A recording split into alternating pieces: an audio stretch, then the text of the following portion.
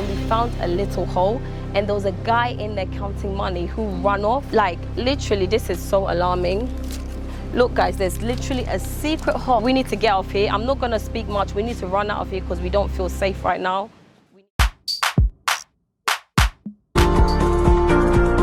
There's some tree? Yeah. Yay! Okay. Orange. Orange. Anka. Akua. Well done. Goat. Goat. Aponche. Aponche. Well done. Log on to www.akuadimples.com to purchase these books and to find out more about Akua Dimples ventures. Right, so obviously it was meant to be a normal day at the beach. When we were using Google Maps to drive to Kokrobite Beach, Google Maps wasn't quite at Kokrobite Beach yet. Obviously we were at the beach, we could see the beachfront Kokrobite Beach, but we were looking for the entrance to Kokrobite Beach because I've heard so much about Kokrobite Beach. So I would think, you know, it will have a proper entrance. But on the way there, we're about, I think, 5 minutes on Google Maps to get to the actual destination. And then we saw a big signboard that said Kokrobite Beach, lobster and fresh fish is being served. So obviously I love lobster. So we were just like, okay, there was a guy standing by the signboard stopping us. So we stopped and he was like, oh, you're going to Kokrobite Beach? We're like, yeah. And he was like, oh, this way. So as we came off the main road, the road was very rough and narrow. So we thought, oh, this is weird. I was like, is this Kokrobite Beach? He was like, yeah, this is Kokrobite Beach. And then obviously we came out the car. He led us to that. So you enter through the back where the car was parked. And then we went in. So my husband was very hesitant. The whole time when we came out the car, my husband kept saying, I don't like it. Can we go and find another way into the beach? I just kept saying to my husband, we're doing a photo shoot for the launch of our waist beads, and this is really quiet. So even if there is maybe a different Kokrobite Beach down the aisle, it's the same sort of like beachfront. This side is a lot quieter. So I was really convinced that actually we should stay. And the guy was really nice. He was saying, you look, I'll serve you, I'll give you this, I'll give you fresh lobster, I'll give you barbecue on the beach. So it felt like we would get a much more personalized experience than we would if we found the actual Kokrobite Beach, which may have had a lot more people. But obviously in hindsight now, I'm thinking about it, it was quite dodgy. So Kofi kept saying this place doesn't look established, like there isn't like, it's not an established place. It just looks like locals running the place. But me being me, I love the local stuff. I love places being run by local people and all of that. So I was like, oh babe, let's just do it. Let's just use the place. And obviously, we decided to stay. And then, you know, I thought, oh, I need to vlog this. I wasn't going to vlog, but I thought, oh, let me vlog this experience because I love the way that these little chalets, we get to have our own personalized chalet and our personalized person that's going to cook for us. So, okay, we did the intro. Kiss from this dimple. Kiss from this dimple. Akua Dimples. I'm signing in. Hi family. As you can see today I am at the beach. I'm launching my range of waist beads. So we came here to take some pictures and everything for the website. And as I'm speaking to you now, it's live on www.akuadimples.com if you need some waist beads. But anyways, and you can see I even called the guy if I can interview him. My goodness, I don't even know much about Kokrobite Beach, but I've got someone here who can tell us so much more. Brad Joseph. Yeah, hello. Hi, how are you? I'm good, and you? I'm well, thank you. You know, we came across Brad Joseph as we were driving along the Kokrobite Beach. And, Brad, tell us something about Kokrobite. Yeah, we have Kokrobite. Welcome to Kokrobite Beach. We have a nice beach challenge, and our beach is very shallow. We used to grow fish and lobsters. Like example, we have cassava fish, fresh fish, we have lobsters, we have shrimps, octopus, and we also have a nice beach challenge here. If you want to have a look, yeah, we have sunbears and. So you have like different chalets, don't yeah. you? Okay, let's have a look. Before the interview started, we're actually going to show you a clip where we were setting up the camera and the mics and stuff. And you would see that we had a kente bag. There's a kente bag I always have, which has the camera equipment inside, and I'll usually just put my purse inside as well. Brah! Joseph! Back up, brah.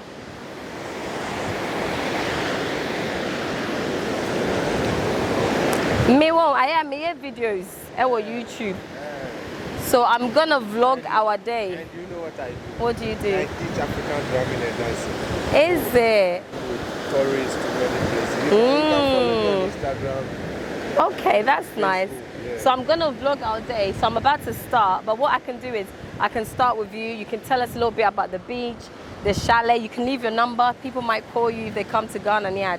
And so I'm gonna do my intro now, and then when I call you, you can come. So my husband will give you a mic as well. And normally Kofi will wear it as a backpack, but I don't know what happened today. We thought we have a private chalet. The guy even mentioned security. So we actually left the Kente bag on the side whilst we went to do the interview with the guy. But you'd see that whilst the camera was moving around, we're doing film, putting the cameras and everything on, the Kente bag was left on the side. Hello, hello, hello. Can you hear me? Hello, hello, hello, hello. Hey, you ready? Sisi, and then Sisi Bebo me. Okay, I'll start, baby.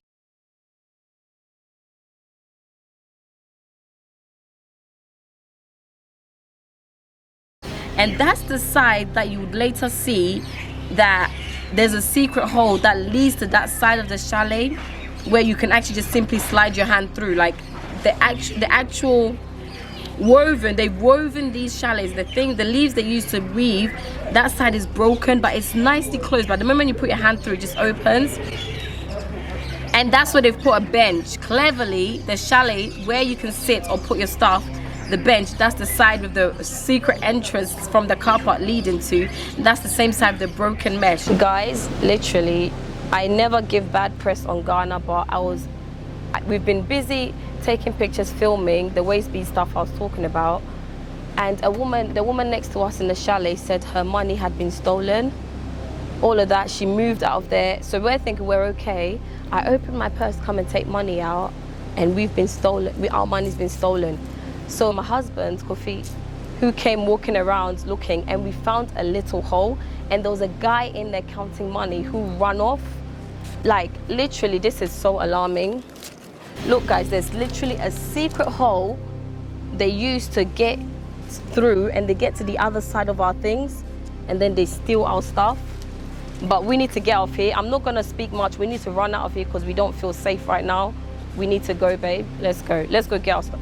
They're still cooking our fish and stuff, but we don't even want them to know we're leaving. It's so alarming. We need to go. And I think we're the only guests here right now, so we have to go.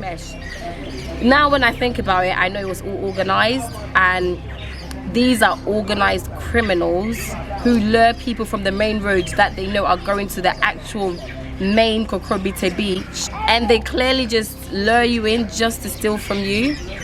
And you know, I hate bad publicity, and I like to document and show you the good side of Ghana, but I think it would be really selfish of me to not have to share this, and someone else will go and experience the same thing, because it's very easy to fall into it. I like to be very vigilant. I've never been robbed in Ghana. I have not been, anyway, I have been robbed actually, but that's all to do with my lands and stuff that I did a video about. That's different. But you guys need to know this, and I needed to share this so someone else doesn't have to go and experience that. But don't let this be a deterrent to you when you want to go to Kokrobite Beach, because I hear afterwards, speaking to people, there's apparently a main Kokrobite Beach that's supposedly really nice and really lovely, which I would really love to go to in the future. But for now, this was my experience of Kokrobite Beach, and I really hope it doesn't happen to anybody else. And these guys, we've called the number. Actually, no, when I did an interview, we asked the guy, you know, share your number with us, blah blah blah.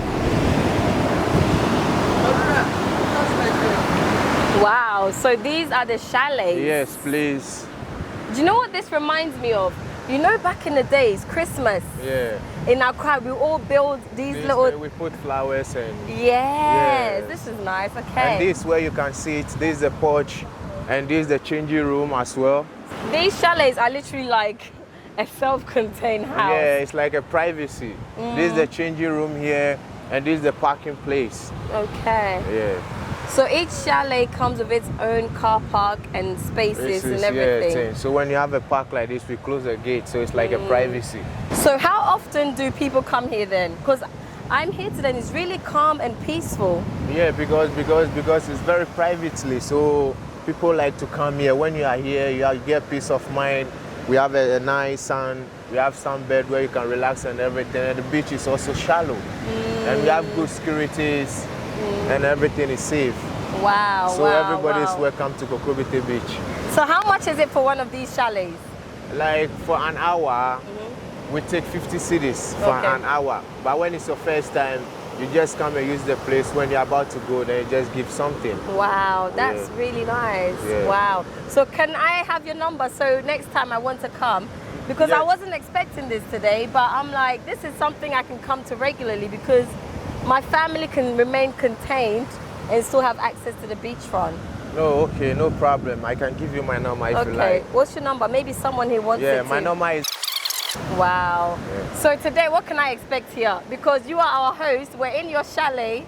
Yeah, what do you have for us? What can we do? I want to grow some big cassava fish for you and your family. Okay. Yeah, with good spicy, with some fried yam and jollof rice. And it's so amazing. Wow. Do you know, I love lobster. Do you have lobster today? Yeah, I have lobster, yeah. So, probably you are going to enjoy it. Really? Yeah. Are you sure? I'm sure. Ah, that's it. Thank you very much. Thank I'm you looking so forward much. to my day. Yeah, thank you so much. All right. So You're guys, welcome. so we have his number, and as I'm speaking to you right now, we called the number and we have his full name because we've been able to do our research on that phone number and we know who owns it, we know his full name. Now we have him on video. And the thing, okay, so I'm not even blaming this guy who was on the camera out of no reason and justification. The guy my husband saw in the hole counting the money, before that point, that guy was sitting on the beach with the guy who was serving us. The guy who was serving us called Joseph. He was sitting with this guy, the thief, who was counting the money my husband saw in our hole, hidden hole, which he wasn't expecting us to go and open. They were both sat on the beach together. This is the same guy that the lady who was robbed mentioned she saw him run into her chalet and quickly run out when he saw her. So they have a connection, and we later, when we told the guy who was serving us that we've been robbed and we know it's that guy, and if he has his number, he said yes. We said call him, he didn't. And even when I told Joseph, the guy who was serving us, that we've been robbed, he didn't look surprised, he didn't look shocked, he showed no empathy. He was really just like, oh, okay. And you know, it was real suspicion, which leads us to believe that it's an organized crime. Plus that chalet belongs to him, as he said, so he knows there's a secret hole there. It's been woven into the plan, and that's why we are very sure that guy Joseph was involved. I'm not going to share his number because I respect people's privacy, even when I suspect they are thieves. I'm not saying he's a thief, but I suspect he is a thief. And it's absolutely ridiculous that they do things like that, and someone needs to do something about this. I know it was a significant amount of money that was in my purse that was stolen, but for me, you know, the money is gone, but you know, they might do it to someone else, and I think I needed to shed light on this. Anyway, not to speak too much, I'm going to end the video here, and so be it. Now I know that I'm never going to let my guard down, especially on a beach that looks very secluded and extra private, and they stress on extra security. I need to be much more careful, clearly, but yeah, that's my story time of how we've been robbed by a clearly organized criminals in Kokrobite. And that's that. Kiss from this dimple. Kiss from this dimple. Akua Dimples. I'm signing out. Bye.